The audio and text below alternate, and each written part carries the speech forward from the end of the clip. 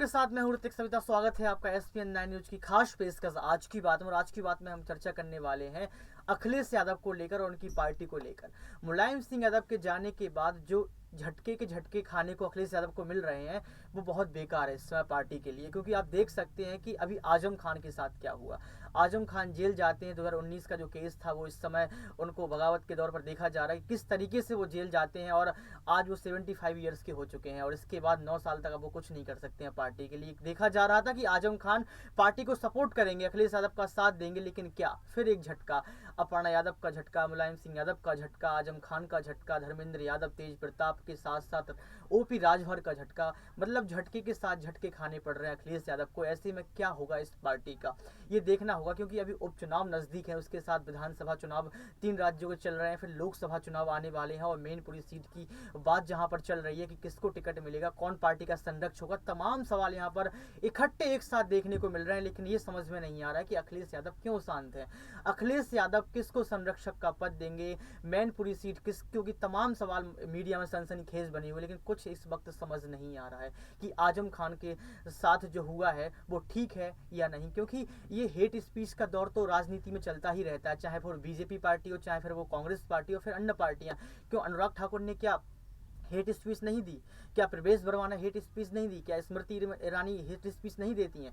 Hate speech सभी देते हैं, लेकिन क्या इसको तानाशाही सरकार बोलेंगे? तमाम सवाल ये भी उठ रहे हैं। लेकिन क्या इस हेट स्पीच के दौरान उनको सजा हो जाना और फिर अब पार्टी के लिए कुछ काम ना कर पाना, ये ठीक रहेगा क्या सपा पार्टी के लिए? क्या जो अखिलेश यादव हैं वो अकेले कमान संभाल पाएंगे? ये तमाम सवालों को चर्चा करने के लिए हमारे साथ आज मौजूद हैं कशिश मैम। बहुत बहुत स्वागत है मैम आपका।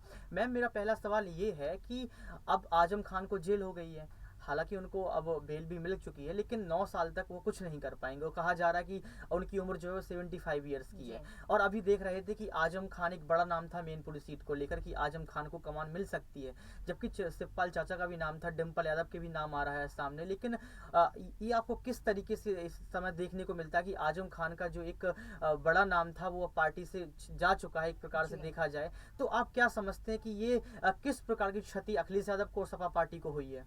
देखिए यहाँ पर ऋतिक, सबसे पहली बात तो कि आजम खान, शिवपाल सिंह यादव और मुलायम सिंह यादव इनकी तिगड़ी मानी जाती थी। कहा जाता था कि तीनों पार्टी को बहुत अच्छे से संभाल सकते हैं। अब मुलायम सिंह यादव तो इस दुनिया को छोड़कर जा चुके हैं, वो वापस नहीं आ सकते, लेकिन हाँ, उनका सिखाया हुआ अखिलेश को कहीं ना कहीं काम जरूर आएगा। वहीं पर बात की जाए शिवपाल सिंह यादव की, तो शिवपाल को देख लीजिए, यहाँ पर स्टार प्रचारकों की लिस्ट बनाई गई अखिलेश के द्वारा, उसमें उनको नहीं शामिल किया गया। तो जो नाराजगी का दौर चल रहा था वो अभी भी लगातार चलता हुआ नजर आएगा। अब बारी आ गई यहाँ पर आजम खान की। तो आजम खान का अगर हेट स्पीच को लेकर बात की जाए तो आपने भी काफी अच्छी जानकारी दी कि बहुत सारे नेता लगातार ऐसा कुछ ना कुछ कहते नजर आते हैं, लेकिन आजम खान पे ही कार्रवाई क्यों, ये सवाल बनता है। यहाँ पर कहा जा रहा है कि आजम खान इतने मजबूत चेहरे थे कि कहीं ना कहीं जीत हासिल कर लेते आने वाले चुनावों में, मैनपुरी सीट पर और लोकसभा चुनावों में भी काफी कुछ कर लेते। लेकिन यही शायद भाजपा यानी कि केंद्र सरकार नहीं चाहती थी, इस वजह से सोची समझी साजिश को क्रिएट यहाँ पर किया गया और इसलिए आजम खान को फंसा दिया गया। अब आप ये देखिए कि 9 साल तक वो चुनाव नहीं लड़ सकते, तो ये बहुत बड़ी क्षति यहाँ पर अखिलेश के लिए मानी जाएगी, क्योंकि अखिलेश को ये यकीन था कि कोई और साथ ना हो लेकिन आजम उनका साथ देंगे। लेकिन अब आजम भी कहीं ना कहीं साथ नहीं दे पाएंगे, वो चुनावों को लेकर कोई रणनीति नहीं बना पाएंगे, अखिलेश के साथ नजर नहीं आएंगे। तो यहाँ पर अखिलेश के लिए काफी ज्यादा दुखद बात है, झटके वाली बात है कि आखिरकार वो आगे चुनाव कैसे लड़ेंगे, आगे की रणनीतियों का क्या करेंगे। क्योंकि अभी तो रामपुर सीट भी खाली हो चुकी है, अब रामपुर में क्या होगा, किसको आगे किया जाएगा? कहीं ना कहीं नाम यहाँ पर आसिम रजा का भी आ रहा है, यहाँ पर उनकी बहू सिद्रा का भी आ रहा है। तो एक बार को अगर परिवार में से किसी को आगे किया जाए तो मान सकते हैं कि शायद सिद्रा यहाँ पर बेहतरीन यानी कि परफॉर्मेंस करती नजर आए, यानी कि मान सकते हैं यहाँ पर वो अच्छी साबित हो सकती है एक उम्मीदवार के रूप में। लेकिन आसिम रजा नहीं लगते। आसिम रजा को रामपुर लोकसभा सीट के लिए उतारा गया था, हार का सामना करना पड़ा था। तो यहाँ पर ये कहा जा सकता है कि अखिलेश को अब काफी ज्यादा सोचने समझने की जरूरत है। नाराजगियों को भूल के, अपनी नफरत को भूल के, अपने जलनपन को भूल के कहीं ना कहीं शिवपाल सिंह यादव की उन्हें जरूरत है। अगर शिवपाल सिंह यादव अगर उनके साथ नजर आते हैं तो तो मैं कह सकती हूँ कि शायद जो सपा डूबती हुई नैया दिख रही है वो एक बार फिर से पानी अच्छा, पे मैं इसमें तैरती एक दिख सवाल सकती और जी ऐड करूंगा, वो थोड़ा विषय से हटकर सवाल है। आपने जी जिक्र किया अनुराग ठाकुर का, और मैंने भी ओपनिंग में जिक्र किया था जी अनुराग ठाकुर को लेके।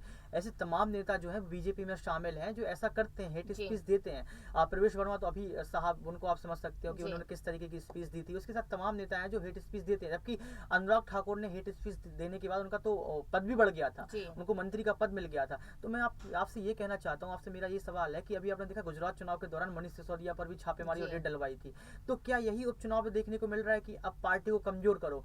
पार्टी की जो मजबूत नींव है, जो बड़े बड़े नेता हैं जो पार्टी को जी संभाल सकते हैं, जो रैली को संबोधित कर सकते हैं, जनता को लुभा सकते हैं, अपनी बात रख सकते हैं, अब उन नेताओं को दूर करते जाओ पार्टी से। तो क्या यही रणनीति बीजेपी की है कि इसी वजह से उन्होंने आजम खान को जेल पहुंचा दिया? क्या ये ऐसा हो सकता है? क्योंकि चुनाव के नजदीक ही ऐसा क्यों होता है? पहले से क्यों, 2019 से लेके अभी जी तक अभी वही क्यों? बात जी हाँ, तो मैं आपसे ये पूछना चाह रहा था कि क्या ये बीजेपी की रणनीति है या फिर ऐसा होना लाजमी था? देखिए हर बात के दो पहलू होते हैं, हम दोनों बातों दोनों तरीकों से देख सकते हैं। पहला देख सकते हैं कि शायद यहाँ पर जो भी एक्शन लेने की बात की गई कि 2019 में नहीं अब एक्शन लिया गया, तो हमें मालूम है कि हमारे देश की जो कानून व्यवस्था है वो कहीं ना कहीं थोड़ी स्लो है, धीरे धीरे करके काम करते। तो शायद ऐसा हो सकता है कि वो लगातार इस बात पर काम करे कि अखिलेश यहाँ पर आजम खान पर फैसला लेना है, वहाँ पर मनीष सिसोदिया पर लेना है। तो कहीं ना कहीं एक पहलू ये भी हो सकता है कि कानून व्यवस्था स्लो है, इस वजह से देरी लगी। दूसरी बात कहीं ना कहीं ये हो सकती है कि यहाँ पर उन चेहरों पर ही दबाव डाला जा रहा है, उन चेहरों पर ही यहाँ पर शिकंजा कसा जा रहा है जो कहीं ना कहीं पब्लिक को अपनी साइड कर सकता है। चुनावों में दो नहीं मतलब कि चार नहीं तो दो सीटें तो जरूर निकाल सकते हैं। इसी वजह से माना जा सकता है कि भाजपा इस तरीके के काम करती नजर आ रही है। यही सारी रणनीतियां उनकी इस वक्त है चुनावों के समय, क्योंकि चुनाव नजदीक है। अभी हिमाचल के चुनाव है, फिर गुजरात के चुनाव है, फिर कर्नाटक के और बाकी 13 विधानसभाओं के चुनाव है। तो कहीं ना कहीं भाजपा की रणनीति भी इसको माना जा सकता है। तो क्या ये इसको चीज डर जी कह सकते हैं बीजेपी की? डरते हैं क्या? क्योंकि ये विपक्ष आरोप लगाता है कि बीजेपी डरती इस तरीके की, तभी ये चुनाव के पहले इस तरीके के शिकंजे कसते हैं और इस तरीके के काम करते हैं। तो आपको लगता है कि ये बीजेपी का डर है? इसका मैं दूसरा सवाल ये लूंगा कि रामपुर की सीट का आपने जिक्र किया कि वो जी भी खाली हो चुकी है, उस पर कौन जाएगा?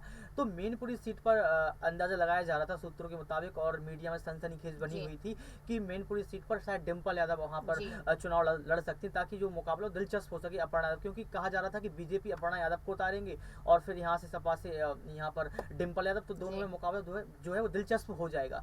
लेकिन क्या आपको लगता है कि अब रामपुर सीट पर डिम्पल जा सकती है, या फिर तबादली के तौर पर देखा जाए तो शिवपाल यादव को रामपुर सीट मिल सकती है? ये भी एक सवाल रहेगा। दूसरा सवाल ये कि क्या बीजेपी डरती है? देखिए बीजेपी डरने की बात मैं यहाँ पर कर लूँ तो देखिए बीजेपी डरती नहीं है। बीजेपी यहाँ पर ऐसी रणनीतियों का इस्तेमाल करती है जिससे कहीं ना कहीं विपक्ष में ही डर दिखाई दे जाता है, विपक्ष ही कमजोर हो जाता है। यहाँ पर ये काम है बीजेपी का कि उन्हें किस तरीके से चुनाव लड़ना है। सबकी अपनी अपनी रणनीतियां होती है, कांग्रेस अपनी नई नीतियां लेकर आती है। तो यहाँ पर डरने ना डरने वाली बात नहीं है। बात यह है कि आप चुनाव में खुद को किस तरीके से साबित कर सकते हो, दूसरी पार्टी को कैसे कमजोर कर सकते हैं, ये उनका काम है। आपने यहाँ पर मैनपुरी सीट और रामपुर सीट को लेकर बात की, तो देखिए मैनपुरी सीट के लिए बहुत सारे चेहरे यहाँ पर अखिलेश के पास है, उनका खुद का चेहरा भी है वहाँ पर। तो यहाँ पर हो सकता है कि शायद वो खुद से ही चुनाव लड़े, क्योंकि वो गढ़ मुलायम सिंह यादव का माना जाता था। तो अगर खुद को राष्ट्रीय स्तर पे उन्हें साबित करना है तो कहीं ना कहीं वो भी चुनाव लड़ सकते हैं। रही बात है रामपुर की डिम्पल यादव की, अपर्णा यादव की, तो देखिए अपर्णा यादव को जिम्मेदारी मिलेगी, लेकिन सिर्फ और सिर्फ कयास लगाए जा रहे हैं कि उन्हें चुनावों में उतारा जा सकता है। अगर उतारा जाता है तो यहाँ पर डिम्पल और अपर्णा के बीच जो भी चुनावी जंग होगी वो काफी ज्यादा देखने वाली होगी, क्योंकि यहाँ पर परिवार के साथ तो नजर आई थे भी मुलायम सिंह यादव के निधन के दौरान, लेकिन क्या यहाँ पर सपा में वापसी करेगी अपर्णा, ये भी सवाल यहाँ पर उठे थे, या फिर बीजेपी को जीत यानी कि भारी बहुमत से जीत दिलाएगी, लगातार ये सवाल यहाँ पर उठ रहे हैं। लेकिन रामपुर की सीट की बात की जाए तो वहां पर अभी नाम चर्चा में सिर्फ दो ही है, आसिम रजा है और उनकी बहू सिद्रा है। तो ये देखना है कि वहां पर अगर उन दोनों में से किसी को आगे किया जाता है तो कहीं ना कहीं मैं मान सकती हूँ कि यहाँ मैनपुरी में या तो अखिलेश खुद या फिर डिम्पल यादव को आगे करते नजर देखो आप लोग, आपको कशिश ने जानकारी दी और मैनपुरी सीट को लेकर, रामपुर सीट को लेकर जानकारी दी। इसके साथ ये बताया कि अखिलेश यादव कैसे मजबूत हो सकते हैं। ये भी बताया कि जो बीजेपी पार्टी वो कहीं ना कहीं डरती नहीं है, उनकी ये एक रणनीति है चुनाव को जीतने का, कि किसी भी पार्टी को कमजोर कर देना, उसको ये दिखा देना कि आपके पार्टी के जो नेता है वो कहीं ना कहीं भ्रष्टाचार में लिप्त हैं और वो ऐसे हैं। तो कहीं ना कहीं ये बीजेपी की रणनीति के तौर पर हम समझ सकते हैं। लेकिन देखना ये होगा कि अखिलेश यादव कब अपनी चुप्पी तोड़ते हैं, अखिलेश यादव कब सामने आते हैं और ये दिखाते हैं कि सपा पार्टी वैसी ही मजबूत है जैसे मुलायम सिंह यादव के समय में हुआ करती थी। सपा पार्टी में वो दम है कि वो मैनपुरी और रामपुर सीट जो है उसको वो फिर से से जीत सकती है और वहाँ पर दमखम के साथ अपनी हिस्सेदारी को बढ़ा सकती है। लेकिन ये देखना बाकी होगा कि अखिलेश यादव कब सामने आते हैं और कब सपा पार्टी को संरक्षक के तौर पर संभालते हैं, कैसे वो मुलायम सिंह यादव का एक चेहरा बनकर सामने इस सीट को संभालते। तमाम सवालों के जवाब तो जवाब ही होते हैं, हमने आपको जवाब दिए, और भी सवाल हैं जो आपको जवाब इसके देते रहेंगे। आज के लिए सिर्फ आज की बात में इतना ही, अब फिर मिलेंगे आपसे किसी नए मुद्दे को लेकर। आज के लिए सिर्फ इतना ही। SPN न्यूज़ देखने के लिए बहुत बहुत शुक्रिया, धन्यवाद। मुद्दे तो सब वो बंद करा देंगे।